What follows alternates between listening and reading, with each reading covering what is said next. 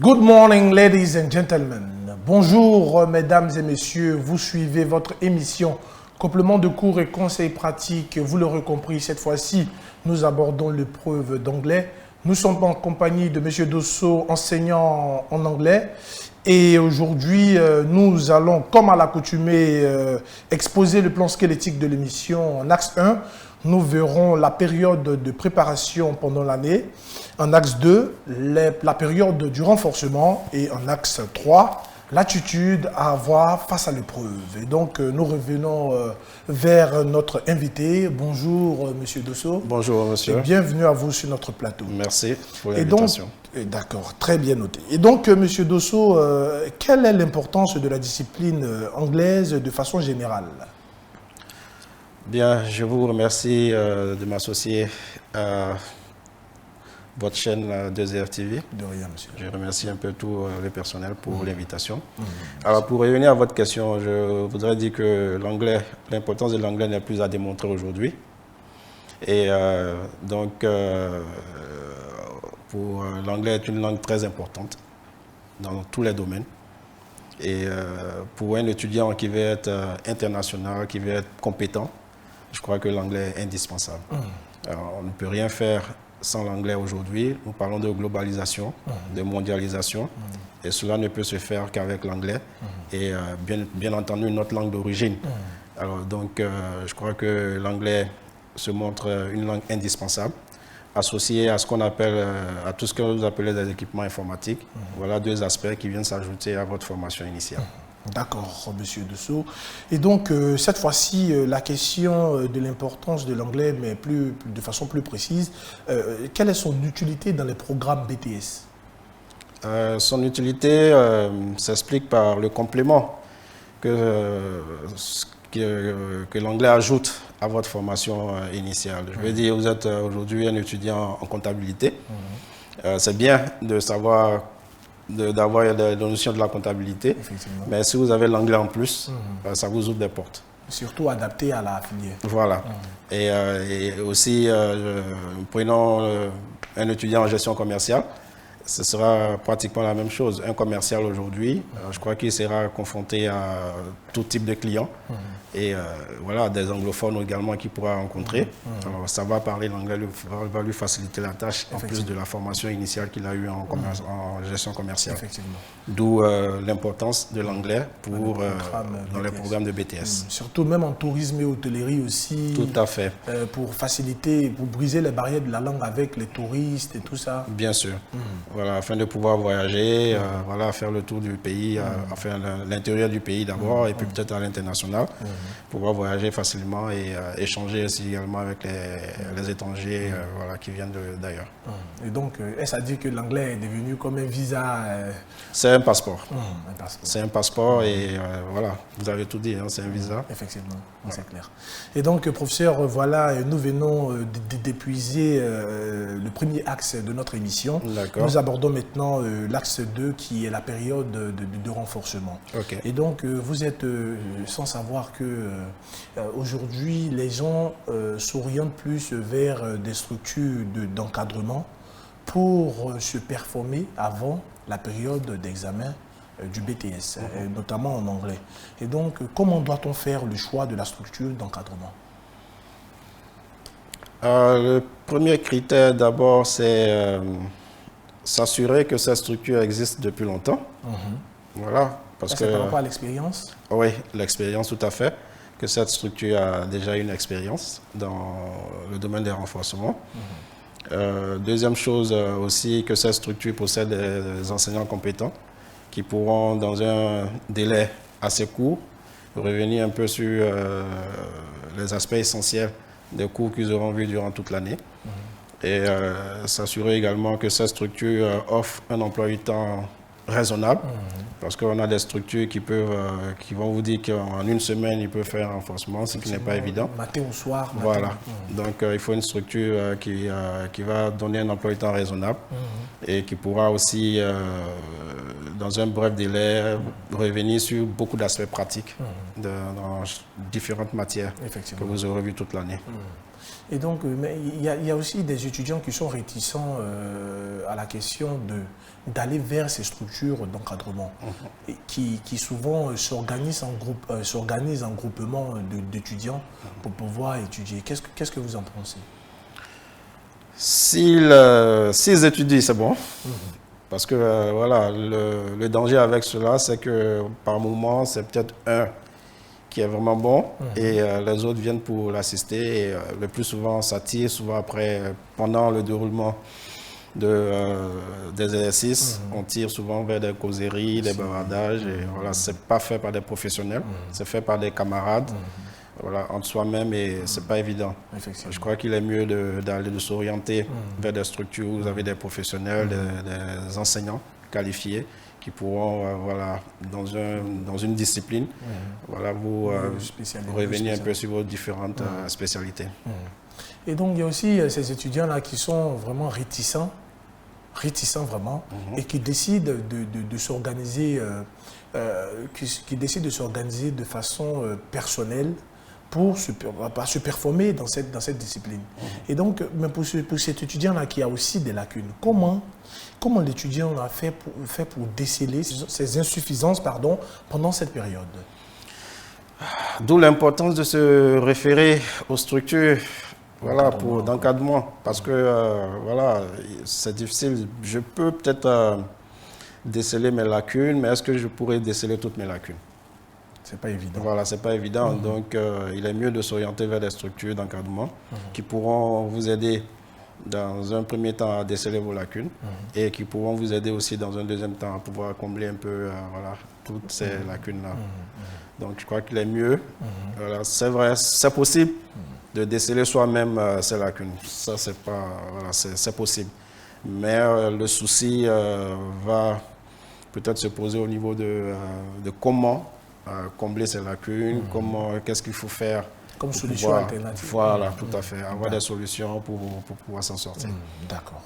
Et donc, professeur, à vous entendre, apparemment, est-ce a dit que vous êtes d'accord à 100% pour l'utilité de cette période? Est-ce a dit que cette période est-elle utile pour la matière? Est-ce que vous trouvez que la période est utile pour la matière? Oui, c'est une période qui est utile parce qu'il peut arriver pendant l'année des étudiants pour un cas de force majeure qui n'a pas pu véritablement suivre voilà, tout le cours. Et c'est une période pendant laquelle il peut acquérir certaines notions auxquelles il a été absent. C'est aussi indiqué parce que c'est une période qui permet aux enseignants d'être très succincts, de revenir de manière sur l'essentiel du programme. Et souvent, c'est des périodes où nous ne sommes pas trop loin de l'examen. Donc, il arrive souvent que les thématiques puissent ressortir pendant le déroulement de ces cours de renforcement. Voilà, ce qui est nécessaire pour les candidats. Et donc, professeur, on fait rapidement un feedback. Pour un étudiant qui vient de commencer l'année scolaire et qui tient coûte que coûte à être vraiment au paroxysme de sa forme en anglais, comment cet étudiant en question, doit-il se préparer pendant l'année dans la matière, en anglais plus précisément? D'abord, sa régularité. Parce que l'anglais, c'est une langue qui se parle au jour le jour, donc il faut être régulier. Parce qu'on a un programme qui tient sur 9 mois. Qui tient sur 9 mois, mais bon, par semaine, quand on capitalise un peu le volume en anglais, ce n'est que 2 heures par semaine, ce qui est très insuffisant pour une langue. Donc, manquer ces 2 heures, on manque une semaine. Pendant l'année, c'est beaucoup. Donc, déjà la régularité. Ensuite, Les exercices. Faire beaucoup d'exercices. C'est vrai, les profs que nous sommes, notre rôle, c'est juste donner des indications, créer la motivation, montrer aussi l'importance de l'anglais. Mais en réalité, l'apprenant doit beaucoup faire d'exercices à titre personnel. Voilà. On peut faire des exercices de classe, mais en appoint, il faut faire des exercices à la maison également, quitte à les faire corriger par des profs après, plus tard, ce qui vous permet de capitaliser un peu tout ce que vous aurez appris pendant les cours. Il y a aussi la pratique courante. Voilà, une langue, ça se parle. Ce n'est pas seulement dans les cahiers. Voilà, il faut faire l'effort, chaque fois qu'on voit un prof d'anglais, de faire l'effort déjà de le saluer en anglais, d'échanger avec lui en anglais. C'est des aspects qui peuvent nous aider pour la suite de notre... de notre entretien, peut-être. Voilà, non pas la suite de notre entretien, mais peut-être pour la suite du processus d'apprentissage. Oui, voilà, tout à fait. C'est clair.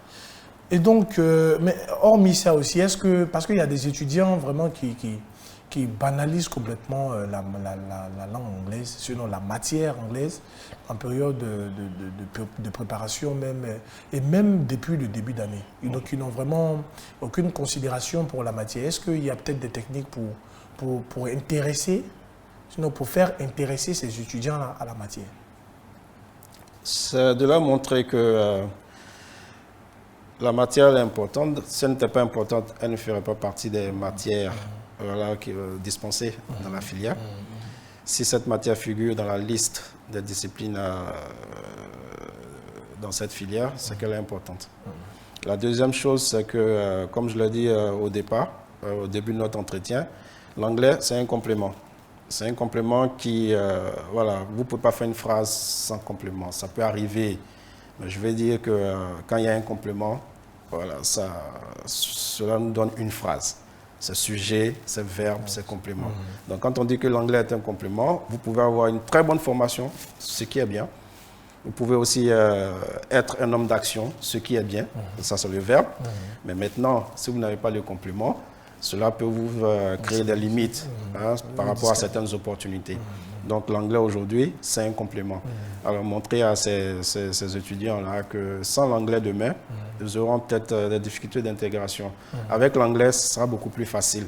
Parce qu'aujourd'hui, beaucoup sont très forts en comptabilité, très bons en gestion commerciale, très bons en informatique et tout ça.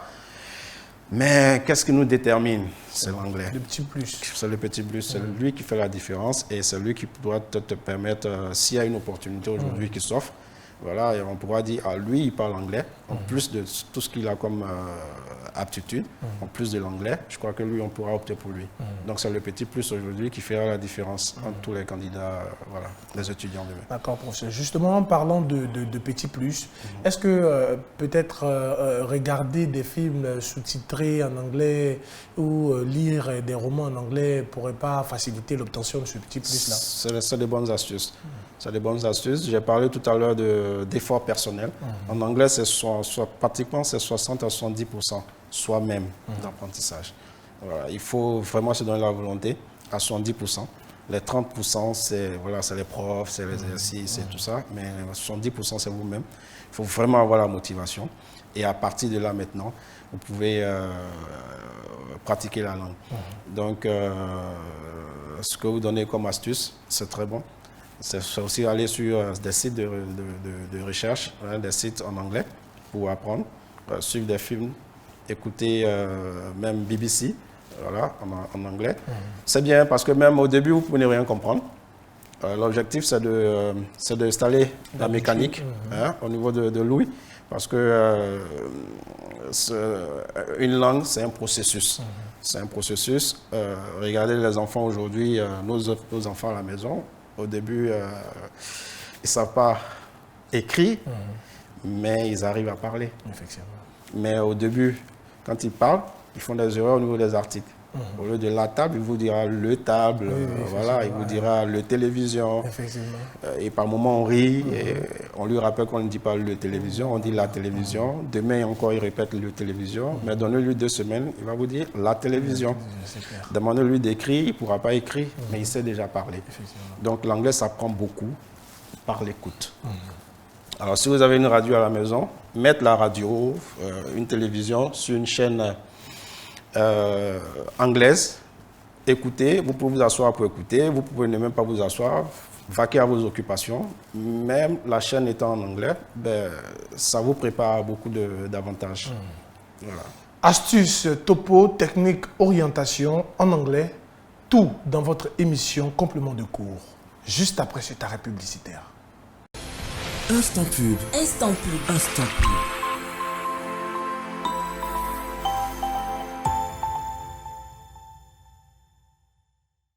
Parents, élèves, étudiants, travailleurs. HETech, c'est plus de 20 ans d'innovation, de succès et de formation de cadres compétents. Avec la compétence de nos diplômés reconnus par le monde professionnel. Une mobilité internationale garantie, une possibilité de double diplomation Ouaga Abidjan. Pour la réalisation de vos ambitions académiques et professionnelles. En DTS, BTS, licence professionnelle et master. Rejoignez HETech Ouaga au secteur 24, rue de la Jeunesse. HETech, la trajectoire de votre réussite, l'école de votre entreprise. Agitel Formation, cours pour travailleurs. Ismaël envisage une formation adaptée à sa fonction. Il a opté pour une licence professionnelle d'Agitel Formation. Héloïse, soucieuse de booster sa carrière professionnelle, a opté pour un master. Avec Agitel Formation, préparez des masters, licences professionnelles reconnus par l'État et le CAMES en finance, marketing, communication, logistique, ressources humaines et informatique. Les inscriptions ont débuté et se poursuivent au campus Agitel, 6 à la Riviera Palmeraie. Faites le choix de la meilleure formation pour vous aider à conquérir le monde du travail. Agitel Formation pour la mondialisation de votre formation. Instant pub. Instant pub. Instant pub.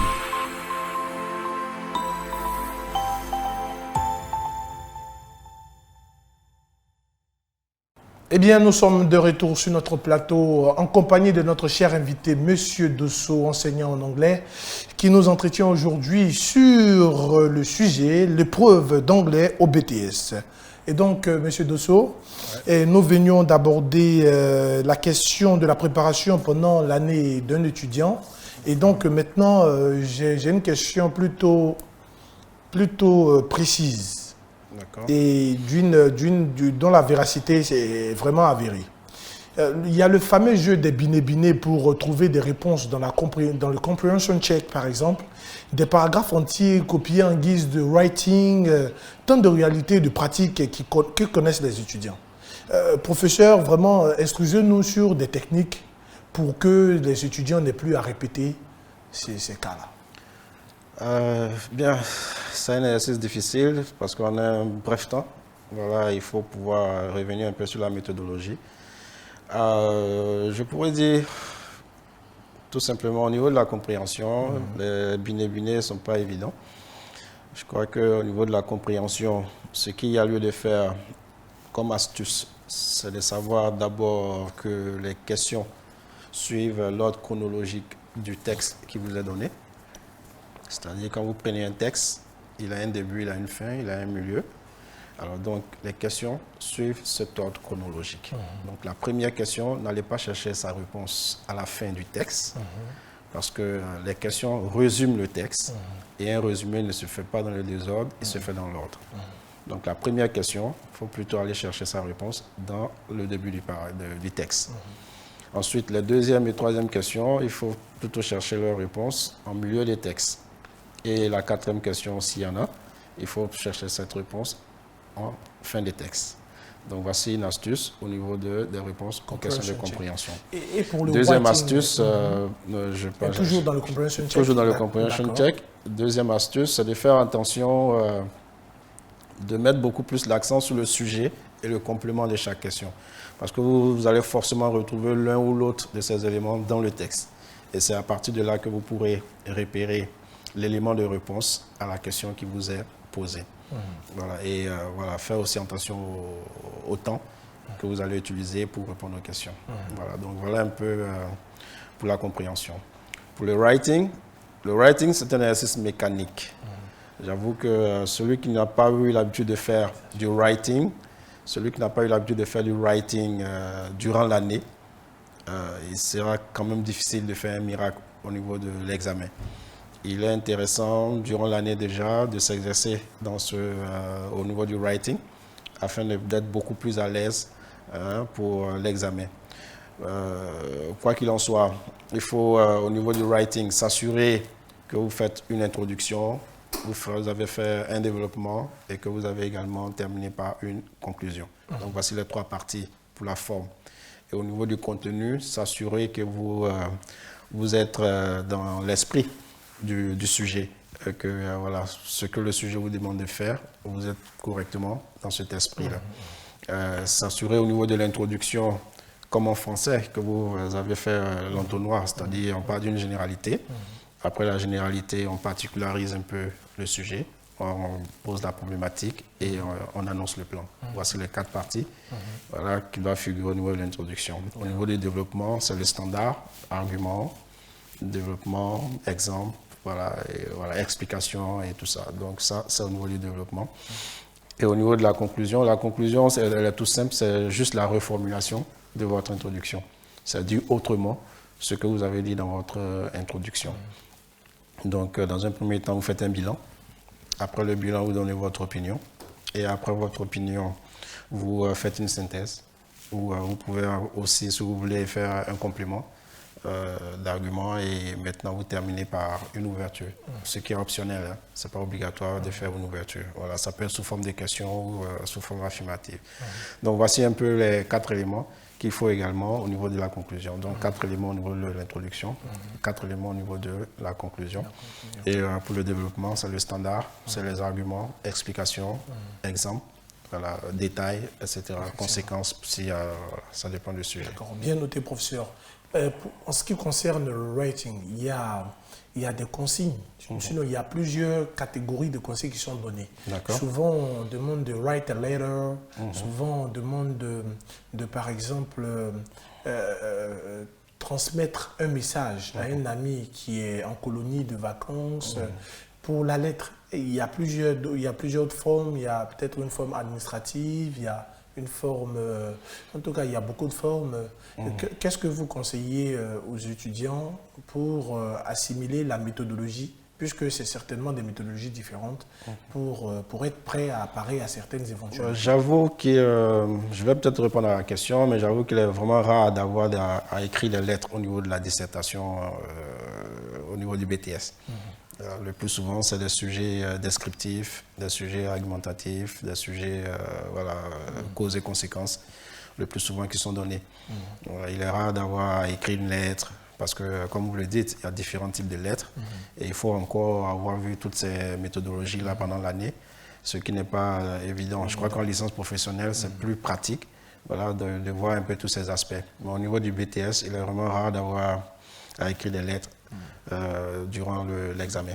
Le plus souvent, c'est des sujets qui vous sont donnés et sur lesquels vous devez disserter en donnant une introduction, un développement et une conclusion. Les lettres, ça c'est plutôt c'est un peu plus technique. On pourrait voir ça peut-être au bac. Mais au bac encore, on s'arrête, c'est limité.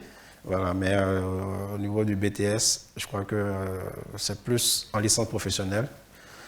Que vous allez avoir les différents types de lettres, puisque vous êtes appelé à aller travailler en entreprise. Est-ce qu'il y a des documents peut-être qui existent, dont les étudiants pourraient se servir pour assimiler toutes ces méthodologies relatives aux lettres? Parce que même si ces étudiants-là ne voient pas ces cas-là, maintenant, peut-être qu'en entreprise, ils pourraient être confrontés. Est-ce qu'il y a des documents, il y a des sources de documentation pour...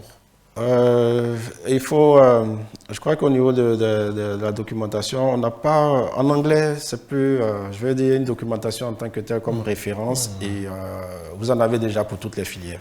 Vous allez à la Librairie de France, vous voulez l'anglais adapté à la comptabilité, vous aurez un document adapté. Anglais pour tout. Anglais pour, voilà. Donc il y a toujours un document qui est adapté à une filière bien précise.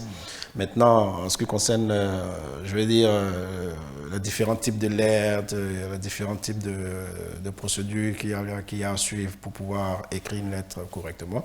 Je crois qu'il faut simplement, pour l'anglais aujourd'hui, vous avez tout à partir de Google. Aujourd'hui, vous avez tout à partir de Google. Vous allez sur Google, vous voulez, je vais dire, lettre administrative. Saisissez lettre administrative, précisez en anglais. Vous aurez une panoplie de propositions et vous n'avez qu'à les parcourir.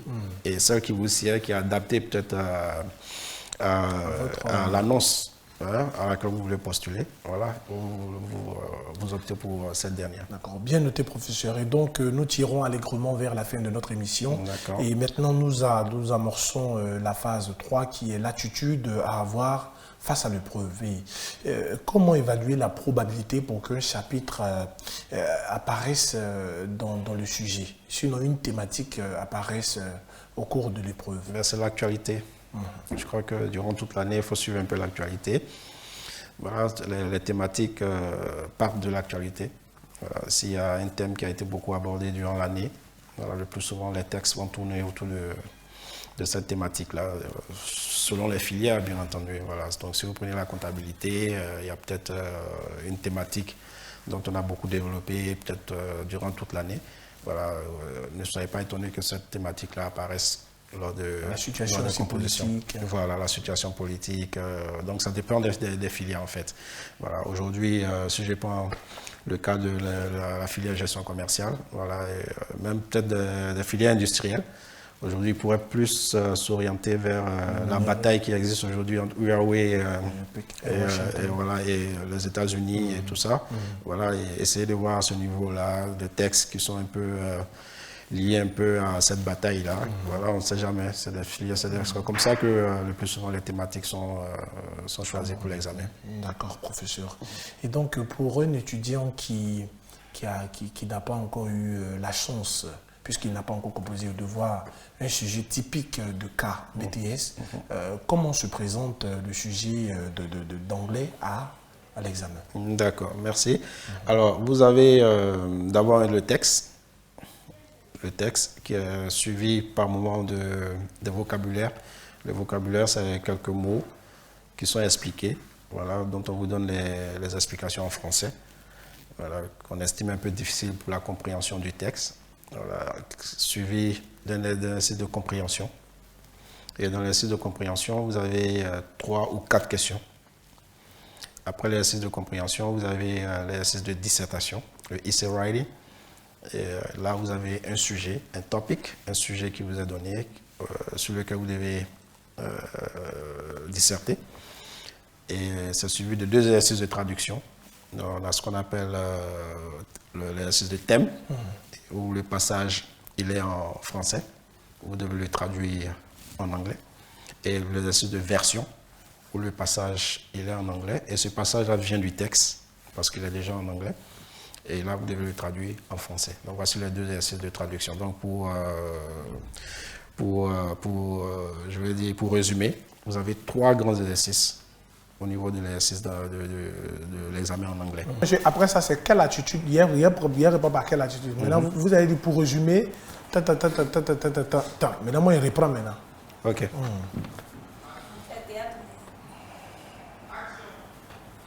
Pour résumer, l'exercice, le sujet d'anglais à l'examen comporte 3 grands exercices, dont le sujet de compréhension, l'exercice de compréhension, ensuite l'exercice de dissertation et l'exercice de traduction.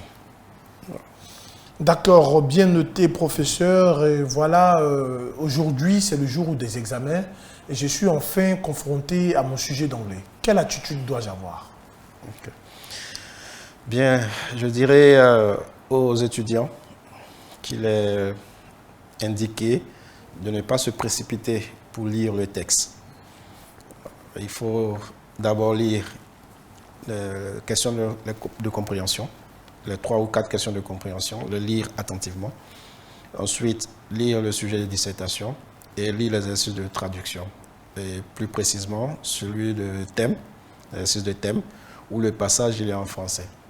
Et ce passage, le plus souvent, a un lien avec le thème qui sera abordé par le texte. On aura déjà une idée de la thématique qui sera développée dans le texte. Cela nous permettra par la suite, lorsque nous allons lire le texte, d'avoir une idée de ce que va aborder le texte. C'est-à-dire que notre lecture sera beaucoup plus cadrée. Et on sait par exemple que le texte parlera probablement des chiffres au niveau de la comptabilité, mais que dit le texte sur les chiffres, c'est ce que nous irons chercher maintenant à travers notre lecture. Ce qui est différent des étudiants qui vont se précipiter pour lire le texte Là, eux, ces derniers-là naviguent à volo, puisqu'ils ne savent pas exactement le thème qui est abordé par le texte, et cela peut se faire ressentir lorsqu'ils vont commencer par traiter les exercices. Donc il faut plutôt faire le contraire. Commencer par lire les exercices, qui vous donneront une idée de la thématique qui sera abordée par le texte, et après, voilà, lire le texte. Cela nous permettra par la suite de pouvoir répondre plus précisément, avec beaucoup plus d'aisance, de sérénité, les questions, et faire également les exercices qui suivront. Voilà. D'accord, bien noté. Donc, à part ces attitudes-là, n'y a-t-il pas peut-être d'autres attitudes à avoir, peut-être la sagesse dans le comportement ou l'énumération peut-être des lignes du texte, ce genre de conseils? Non, le plus souvent, les textes qui vous sont donnés sont déjà numérotés.